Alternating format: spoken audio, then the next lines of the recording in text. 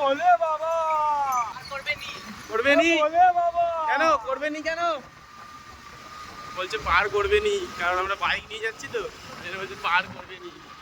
তো এখন আমরা রয়েছি কামারকুণ্ডু ফ্লাইওভারে।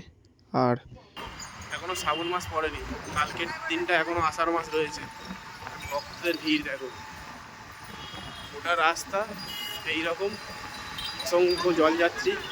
এই আষাঢ় মাসের এখনো একটা দিন বাকি রয়েছে, শ্রাবণ মাস মাসতে এখনো একটা দিন বাকি। বলে বাবা বলে বাবা করবে নি বলে বাবা কেন করবে নি কেন বলছে পার করবে নি, কারণ আমরা বাইক নিয়ে যাচ্ছি তো বলছে পার করবে নি।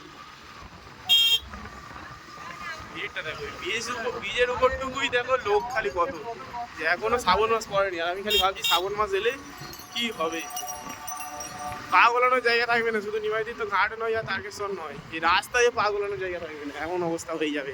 যারা যারা আসবে ভাবছো তো তাড়াতাড়ি চলে আসো, আর আমিও আসবো খুব তাড়াতাড়ি।